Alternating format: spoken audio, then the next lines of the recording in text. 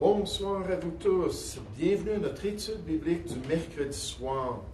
Merci de prendre ce temps pour apprendre un peu plus du Seigneur et de sa volonté en vous exposant à nouveau au miroir de la parole de Dieu. On veut vraiment bien se regarder ce soir et être certain d'accomplir la volonté de Dieu. Nous revenons ce soir à cette question des deux grandes influences dans la vie de l'homme, le message de dimanche matin. Et en particulier à cette question de l'attitude du cœur envers les circonstances et les personnes qui nous affectent dans notre marche chrétienne. Donc, je vous invite à tourner à nouveau dans Proverbes chapitre 9. Proverbes chapitre 9. La question que nous voulons considérer à partir du texte biblique que nous allons étudier ce soir est « Et toi, es-tu à l'écoute? Et toi, chrétien, es-tu à l'écoute du Seigneur? As-tu un cœur enseignable? Es-tu disposé envers les critiques peut-être d'autrui? As-tu assez d'humilité que tu peux progresser dans les voies du Seigneur grâce aux leçons qu'il t'enseigne alors que tu chemines dans ce monde? Et toi, es-tu à l'écoute? Proverbes chapitre 9. À partir du verset 1, on va revoir le début, mais je veux qu'on se concentre sur la partie qui parle de l'attitude du cœur. On nous dit au verset 1, la sagesse de Dieu, qui veut agir dans le cœur de l'homme pour le guider dans la bonne voie. La sagesse a bâti sa maison, elle a taillé ses 7 colonnes, elle a égorgé ses victimes, mêlé son vin et dressé sa table. Elle a envoyé ses servantes, elle crie sur le sommet des hauteurs de la ville, que celui qui est stupide entre ici. Elle dit à ceux qui sont dépourvus de sens ou insensés, venez manger de mon pain et buvez du vin que j'ai mêlé si vous êtes enseignables. Quittez la stupidité et vous vivrez, et marchez dans la voie de l'intelligence. Et voici le problème avec la plupart des êtres humains. Verset 7. Celui qui reprend le moqueur ou l'orgueilleux s'attire le dédain. Et celui qui corrige le méchant reçoit un outrage. Ne reprends pas le moqueur de crainte qu'il ne te haïsse. Reprends le sage ou celui qui est bien disposé. Celui qui désire se regarder dans le miroir de la sagesse de Dieu, de la volonté du Seigneur. Celui qui est bien disposé envers les voies de Dieu. Dans Proverbe 18 au verset 15, on nous dit un cœur intelligent, on pourrait dire un cœur sage, acquiert la science. Et l'oreille des sages cherche la science. Il désire savoir, il désire comprendre, il désire changer. Proverbe 15 au verset 14, un cœur intelligent cherche la science. Donc, reprends le sage et il t'aimera. Donne au sage et il deviendra plus sage. Instruis le juste et il augmentera son savoir. Puis là, on voit la base de ce progrès spirituel. Verset 10. Le commencement de la sagesse, c'est la crainte de l'Éternel, où c'est un cœur bien disposé, une piété réelle envers Dieu. Et la science des saints, c'est l'intelligence ou cette sagesse qui vient de Dieu. C'est par moi que tes jours se multiplieront et que les années de ta vie augmenteront. Si tu es sage pour toi. Si tu es moqueur, tu en porteras seul la peine. Ce soir, j'aimerais qu'on puisse chercher un passage parallèle dans le Nouveau Testament qui démontre aussi l'importance d'être à l'écoute. L'importance d'être à l'écoute alors qu'on grandit dans les voies de Dieu. De bien vouloir s'humilier dans notre marche de tous les jours. D'avoir un esprit enseignable en tant que chrétien pour être en mesure de continuer à faire ce qui est bien dans notre vie chrétienne. J'aimerais qu'on puisse chercher l'Évangile de Matthieu au chapitre 18. L'Évangile de Matthieu au chapitre 18. Et toi, es-tu à l'écoute? Es-tu à l'écoute dans ta vie chrétienne? Matthieu chapitre 18, les instructions de Jésus aux chrétiens à partir du verset 15. Matthieu 18 au verset 15. Si ton frère a péché, Va et reprends-le entre toi et lui seul. S'il t'écoute, tu as gagné ton frère. Mais s'il ne t'écoute pas, prends avec toi une ou deux personnes, afin que toute l'affaire se règle sur la déclaration de 2 ou de 3 témoins. S'il refuse de les écouter, dis-le à l'Église. Et s'il refuse aussi d'écouter l'Église, qu'il soit pour toi comme un païen et un publicain. Je vous le dis en vérité, tout ce que vous lirez sur la terre sera lié dans le ciel, et tout ce que vous délirez sur la terre sera délié dans le ciel. Je vous dis encore que si 2 d'entre vous s'accordent sur la terre pour demander une chose quelconque, elle leur sera accordée par mon Père qui est dans les cieux. Car là où 2 ou 3 sont assemblés en mon nom, je suis au milieu d'eux.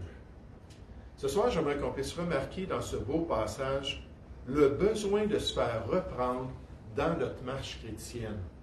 Le besoin de se faire reprendre dans notre marche chrétienne. À moins qu'on soit parfait, à moins qu'on ne bronche nullement, à moins qu'on n'ait jamais un esprit qui peut être affaibli, puis un cœur qui peut être tenté. Mais si on fait partie des chrétiens standards et pas d'une certaine élite spirituelle, ceux qui sont les parfaits, et si on est des chrétiens comme le restant des chrétiens, on a besoin dans notre marche chrétienne de se faire reprendre. Le besoin d'être ouvert aux remontrances d'autrui à cause de la faiblesse de notre propre cœur, à cause de l'endurcissement de notre conscience, à cause de la séduction de notre péché qui nous empêche de comprendre notre état spirituel devant notre Dieu. Je me rappelle ce témoignage d'un chrétien, je vous l'ai déjà partagé, qui avait confessé sa folie envers le mariage de son frère dans la chair, qui était lui aussi chrétien.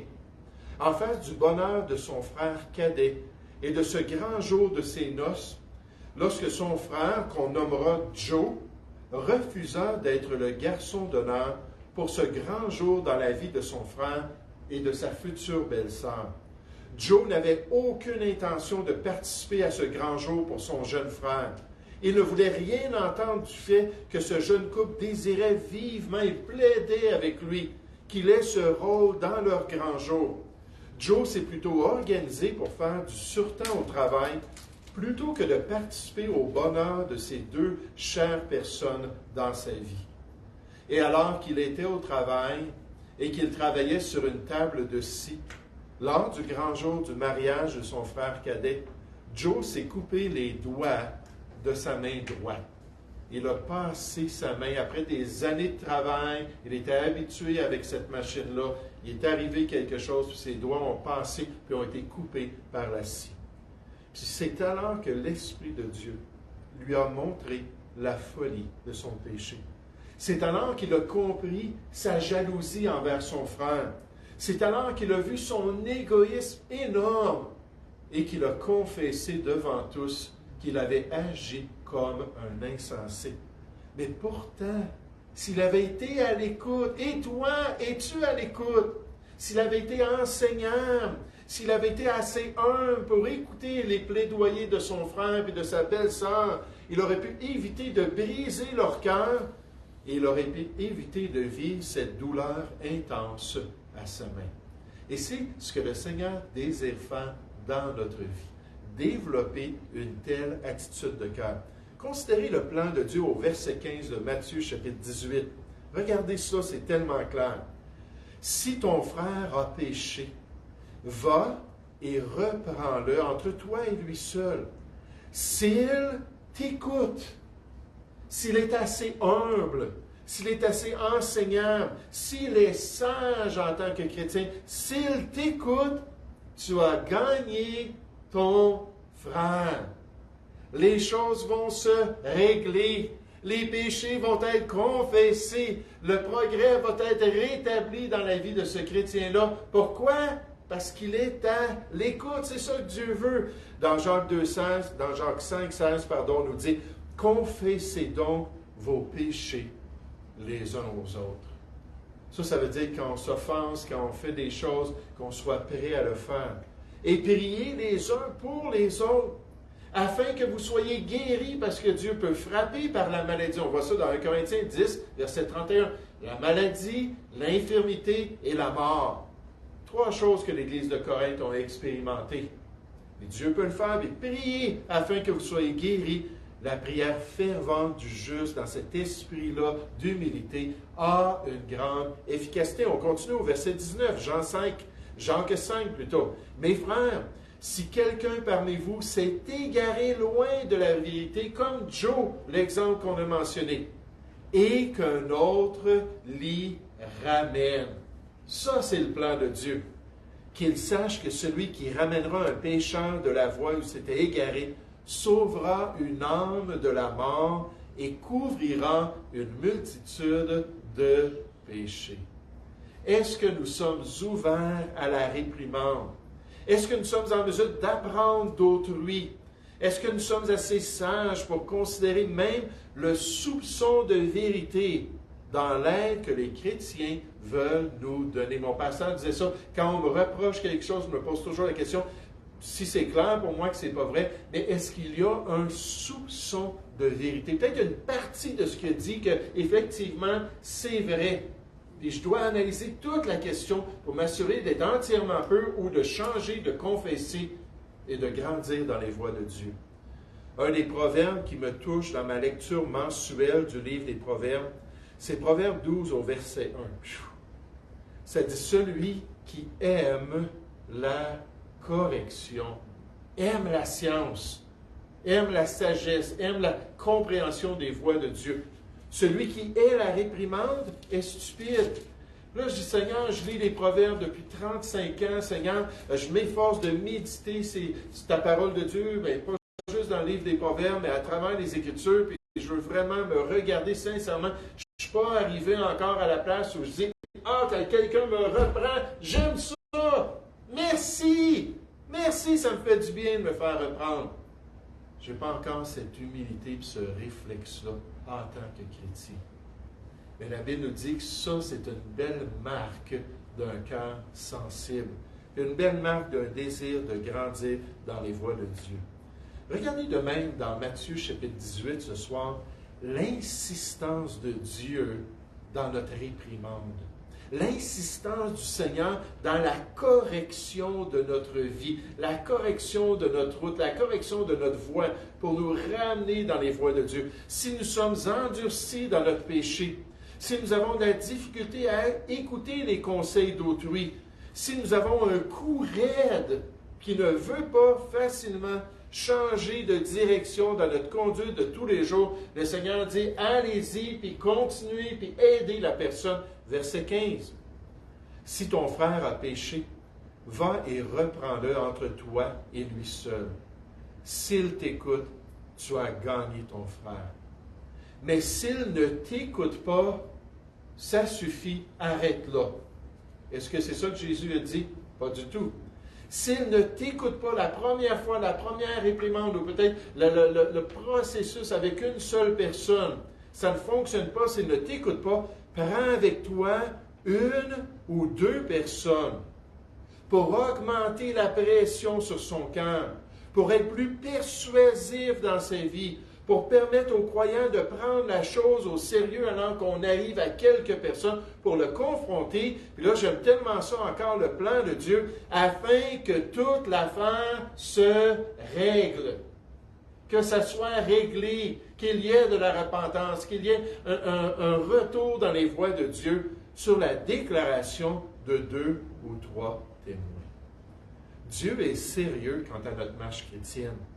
Le Seigneur prend bien à cœur notre conduite dans ce monde. Il veut nous réveiller de notre stupeur, de peur qu'on le force à agir plus intensément dans notre expérience personnelle, comme perdre nos doigts. N'est-ce pas comme l'histoire de Joe? Paul a dit aux Corinthiens qui jouaient avec le péché, qui jouaient avec l'idolâtrie, qui était tellement populaire dans la société grecque, dans 1 Corinthiens 10, 22, il leur a dit, « Voulons-nous provoquer la jalousie du Seigneur? Sommes-nous plus forts que lui? Lui qui est le Tout-Puissant, lui qui est maître de toutes choses dans notre vie. Est-ce qu'on veut vraiment le provoquer? » J'aimerais vous dire la dernière chose pour nous, en tant que chrétiens, dans notre relation avec notre Père céleste, est de provoquer la jalousie de notre Père céleste à cause de notre péché. Cherchez avec moi Jacques chapitre 4. Jacques chapitre 4. On voit ce besoin-là d'être repris dans notre vie chrétienne. On voit cette insistance du Seigneur qu'on mette le paquet pour aider le chrétien à être sensible. Un autre proverbe que j'aime beaucoup, puis là, la référence, je ne suis pas certain, je pense que c'est Proverbe 18 au verset 14, mais ça dit « Heureux celui qui est continuellement dans la crainte », c'est sous-entendu, la crainte de Dieu, le respect, la piété, l'amour pour Dieu, mais celui qui endurcit son cœur, la Bible nous dit, tombe dans le malheur. C'est peut-être Proverbe 28, verset 14, je les mélange toujours. Et Dieu nous dit d'avoir un cœur sensible, de ne pas s'endurcir, puis qu'il puisse travailler dans notre vie. Jacques chapitre 4, je sais que certains d'entre vous, vous êtes dans Proverbe, là, en train de regarder, 28, verset 14. Jacques chapitre 4, regardez ce qu'on nous dit au verset 1. On parle à des chrétiens, à l'Église ici. D'où viennent les luttes? Et d'où viennent les querelles parmi vous? C'est quoi la cause? C'est quoi la source des problèmes entre chrétiens? N'est-ce pas vos passions qui combattent dans vos membres, nécessairement des passions ici qui sont impures? Pas du sel pour le Seigneur, mais pour la chair. Vous convoitez et vous ne possédez pas. Vous êtes meurtriers et envieux et vous ne pouvez pas obtenir. Vous avez des querelles et des luttes et vous ne possédez pas parce que vous ne demandez pas. Verset 3, vous demandez et vous ne recevez pas parce que vous demandez mal. C'est possible de demander à Dieu, de prier, de faire des intercessions, des supplications et c'est tout simplement mal aux yeux de Dieu. On nous dit dans le but de satisfaire vos passions, vos désirs impurs, adultères que vous êtes. Ne savez-vous pas que l'amour du monde ou des choses de ce monde, du péché de ce monde, est inimitié, est en guerre contre Dieu? Celui donc qui veut être ami du monde sera ennemi de Dieu. On s'en va dans le camp des non-sauvés quand on agit comme ça. Croyez-vous que l'Écriture parle en vain? C'est avec jalousie que Dieu chérit l'Esprit qu'il a fait habiter en nous. Son Saint-Esprit, qui vit tout cela, qui expérimente notre convoitise, qui voit notre endurcissement, qui s'aperçoit qu'on n'est pas capable de se faire reprendre, puis réprimander, puis changer. Il accorde, verset 6, au contraire, une grâce plus excellente. C'est ça son plan. C'est pourquoi l'Écriture dit, Dieu résiste aux orgueilleux, aux hautains, mais il fait grâce aux humbles, à ceux et celles qui sont à l'écoute. Et toi, es-tu à l'écoute ce soir? Soumettez-vous donc à Dieu, verset 7. Résistez au diable, la victoire est là, il fuira loin de vous. Approchez-vous de Dieu, la voie est ouverte, il s'approchera de vous. Nettoyez vos mains, pécheurs, purifiez vos cœurs, hommes irrésolus. On parle à des chrétiens ici, à l'Église. Sentez votre misère, soyez dans le deuil et dans les larmes. Que votre rire se change en deuil et votre joie en tristesse. Humiliez-vous devant le Seigneur et il vous élèvera. Oh, j'étais en train de lire un auteur qui parlait de son besoin personnel, qui décrivait comment est-ce qu'il voulait que Dieu continue à l'amener à cette place-là de repentance puis de croissance spirituelle. Il a dit, Seigneur, garde mon cœur et mon esprit ouvert et attentif à ces moments de ma vie quotidienne où tu me donnes des occasions d'apprendre de ta part. Enlève les œillères de mes yeux afin que je puisse voir ceux que tu envoies sur mon chemin pour transmettre la vérité que tu as pour moi. Seigneur, aide-moi à voir au-delà de la jeunesse, de leur âge, de leur handicap ou de leur origine ethnique. Aide-moi à voir ton esprit qui m'appelle à être attentif dans la salle de classe de mon monde quotidien. Aide-moi, Seigneur, à être enseignant. Et je me demande combien de ceux qui se nomment chrétiens, combien de ceux qui disent être nés de nouveau, être des enfants du seul vrai Dieu, ont cette attitude-là dans leur cœur. afin d'apprendre toujours plus du Seigneur, afin de revenir dans la communion avec notre Dieu lorsque c'est nécessaire. Oh, comme c'est important d'être enseignant pour marcher avec le Seigneur. Comme c'est important de ne pas s'endurcir par la séduction du péché, la tromperie du mal qui est attaché à notre chair. Hébreux 3,13. Comme c'est précieux dans notre marche avec notre Sauveur d'être à l'écoute pour toujours continuer à faire sa volonté. Un auteur dit, si le frère refuse toujours d'écouter, il faut prendre 2 ou 3 témoins pour que le témoignage soit clair pour l'enfant de Dieu.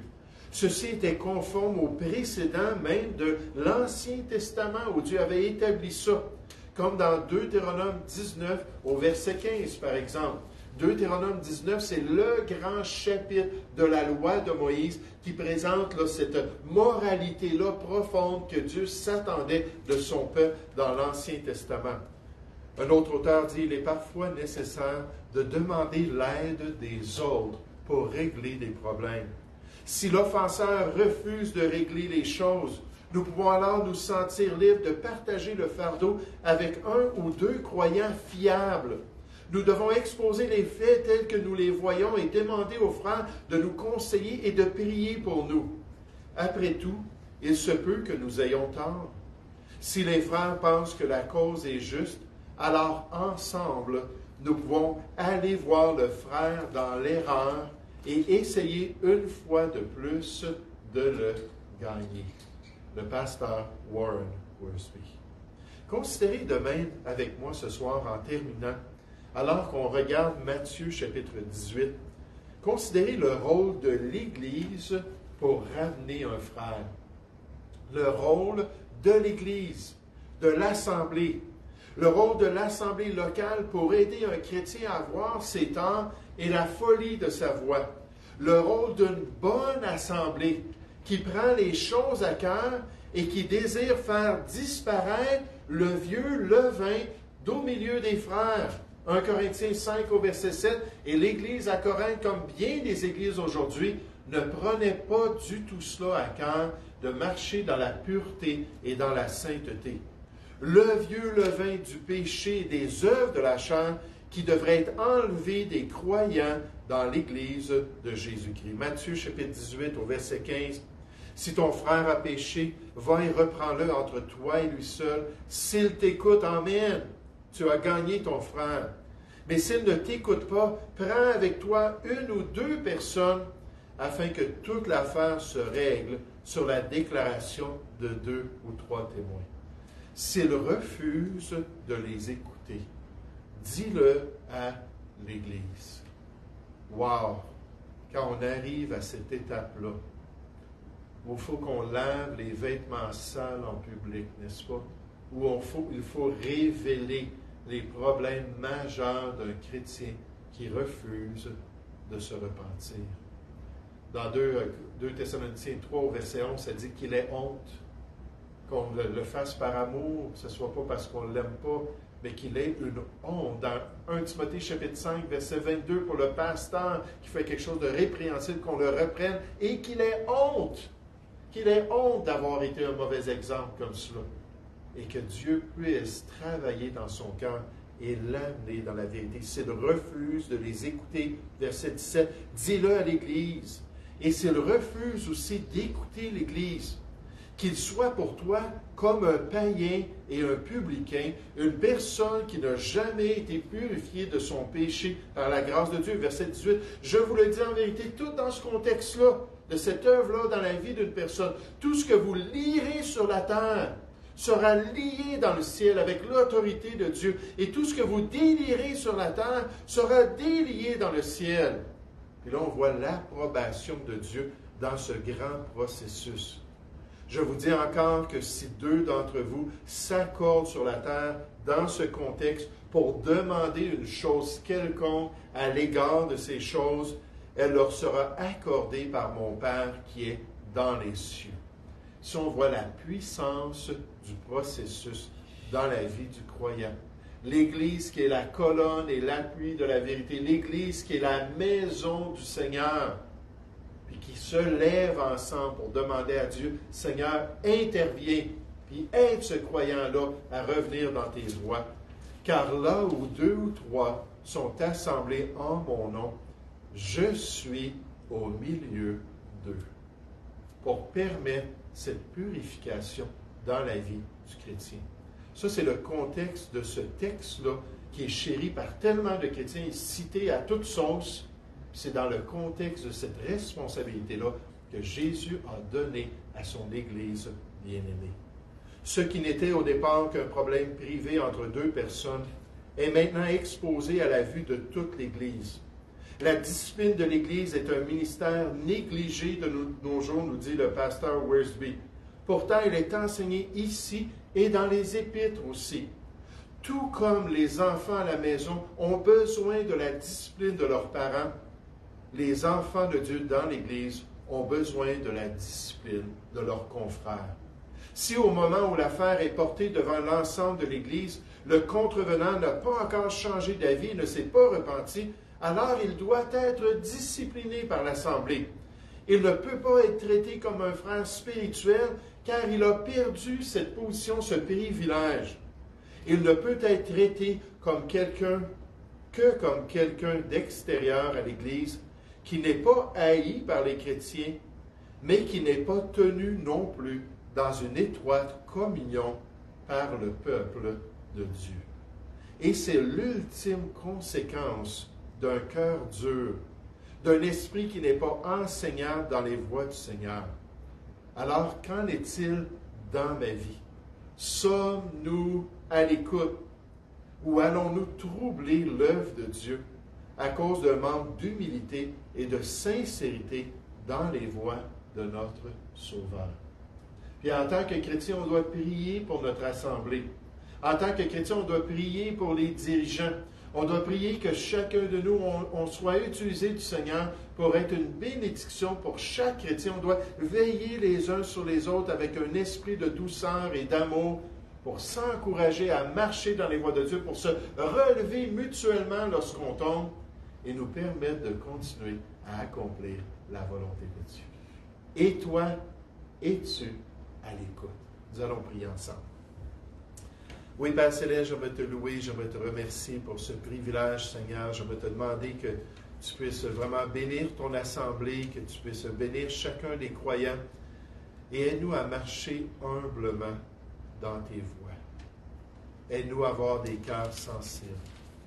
Aide-nous à ne pas penser qu'on fait partie d'une élite spirituelle. Au contraire, aide-nous à reconnaître que nous sommes comme les autres, avec des problèmes, avec des faiblesses, avec des manquements, et qu'on a besoin les uns des autres pour s'exhorter, s'encourager et se soutenir dans tes voies.